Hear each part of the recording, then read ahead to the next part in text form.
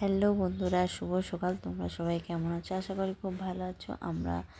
আমরাও খুব ভালো আছি। তো প্লিজ ভিডিওটাকে স্কিপ না করে পুরোটাই দেখবেন। আশা করি ভালো লাগবে। লাইক কমেন্ট করবেন, ফেসবুক থেকে ফলো করে দেবেন, একটা শেয়ার করে দেবেন। দেখো সকালবেলা 6টার সময় মেয়ে ঘুম থেকে উঠতেই চাইছে না। ওকে ছাতু গুলিয়ে উঠে ব্রাশ ট্রাশ করে ছাতু খাইয়ে রেডি করে দিয়েছি।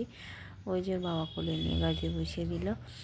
আসলে অনেক রাত করে ঘুমানো হয় না, তারপরে এই যে উঠতে চায় না।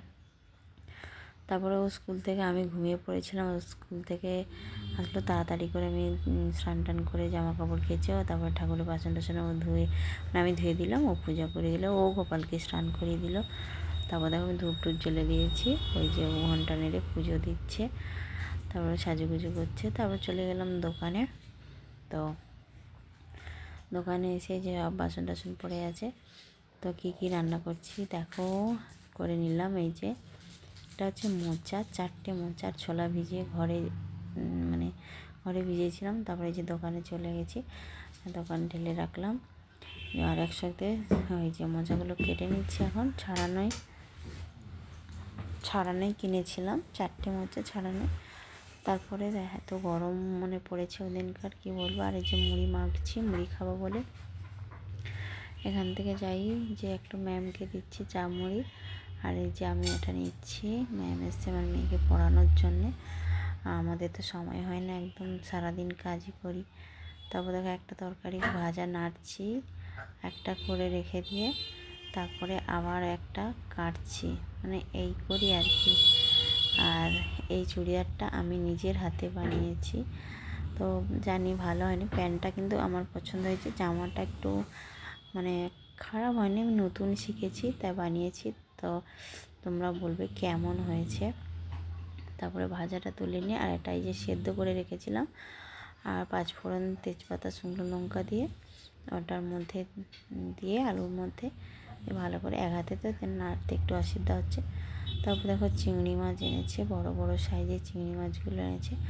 ভেজে অল্প একটু রেখে দিয়েছি, আর অল্প একটু চিংড়ি মাছ বানাবো, বাড়ির জন্যই করবো। চিংড়ি মাছগুলো দেবো না। তারপরে ভাতটা নামিয়ে নিচ্ছি। তারপর দেখো ভাতটা নামিয়ে নিয়ে চিংড়ি মাছের এমনি কী করবো, ঝাল করব। তা দেখো এত গরম লাগছে, কি ভীষণ গরম পড়েছে, আর বলার কিচ্ছু নেই। ভেতরে এসে সিঁড়ির উপরে বসে আছি, রান্নাবান্না করে দিয়ে। তো কী রান্না করছি, বরবটি আলু ভাজা, ডাল, ডিমের ভাজা, একটা চিংড়ি মাছের তরকারি, এটা হচ্ছে মোচার তরকারি। একটা মোচাটা আর একটুখানি বাকি আছে, গরম মশলা দেব, দিয়ে নামিয়ে নেব। আর তারপরে কি মাছের পাতলা করে ঝোল করেছি। এই যে মাছ হয়ে গেছে। তারপর দেখো ম্যাম চলে গেছে, কিচ্ছু খায় না আমার মেয়েটা, কি বলবো। তারপরে এই যে একজন খাচ্ছে। তারপরে আমাদের বেশি হোম ডেলিভারিগুলো যায়, তো তার জন্যে এটা হচ্ছে আমি খাবো। টকের ডাল করেছিলাম বলে ওই জন্য খাচ্ছি। তারপর দেখো মেয়েকে খাইয়ে গরম পড়ছে, ওই একটা হোম ডেলিভারি দিতে বাকি আছে, ওইখানটা দেখালাম, ওটা দিয়ে বাড়ি চলে যাচ্ছি। তারপরে এসে যে বাড়িতে এসে ঘুম থেকে উঠে মেয়েকে হরলিক্স দিয়েছি। আবার বিকেলে যাওয়ার টাইম হয়ে গেল দোকানে, তো ওখানে আবার যেতে হবে। রেডি হয়ে নিচ্ছি। তারপর রেডি হয়ে চলে গেলাম দোকানে, ও মেয়েটাও পড়তে যাবে।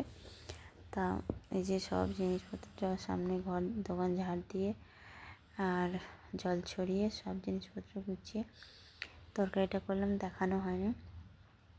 নিজে এত কিছু মনেও থাকে না, কাজ করবো না, ফোন ধরবো।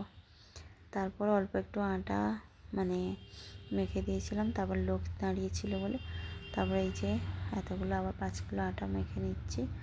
তারপরে এই যে মাসিমা দুপুরবেলা ভাত নিয়ে যায়, ভাতের পয়সা নিই, হাফ দাম নিই। তারপরে হচ্ছে এই যে রুটি নেয়, পয়সা নিই না, চা খাওয়াই এমনি, চার জন্যে এমনি কোনো ব্যাপার না। তো 4টে রুটি তরকারি নিয়ে যায়।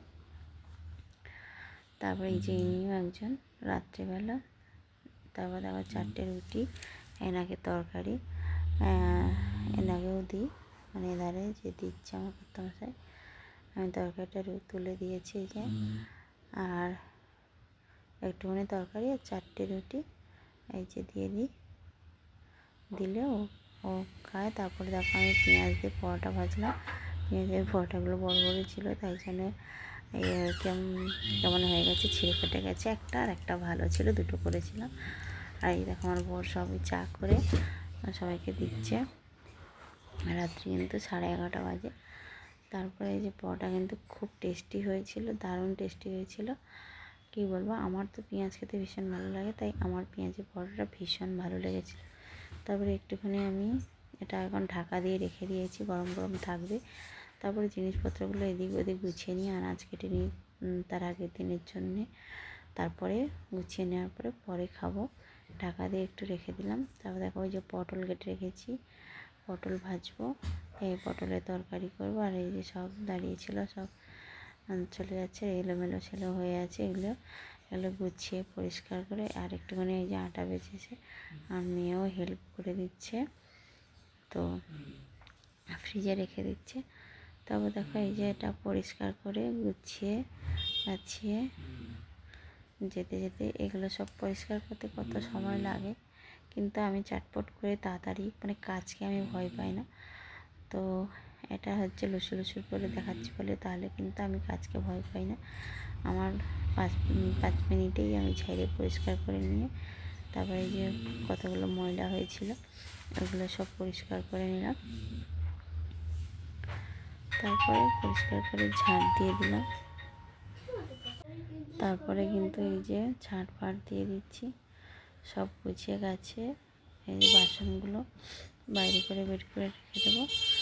দিয়ে এই হচ্ছে আমার সারাদিনের কাজ। তো ক ঘন্টা কাজ করি তোমরাই বলবে। 9টা থেকে 3টে পর্যন্ত বিকেলে, আর 6টা থেকে 11:30 পর্যন্ত, কোনো সময় 12টাও বেজে যায়। বাড়ি যেতে যখন দেরি হয়ে যায়। তো এই যে এই চুড়িদারটা আমি বানিয়েছি, আমার তো মোটামুটি লেগেছে, মানে নিচেরটা খুব ভালো হয়েছে। আর তারপরে দেখো এই যে সব পরিষ্কার টরিষ্কার করে গুছিয়ে দিয়ে বাড়ি চলে যাচ্ছে। এখন বাড়িতে গিয়ে মেয়ে খাবে, 12টা বাজে দেখো। তারপরে এই যে উনি আছে আমাদের, তারপরে যে শাড়ি পরেছে। পুরো ভিডিওটা দেখার জন্য অসংখ্য ধন্যবাদ সবাইকে।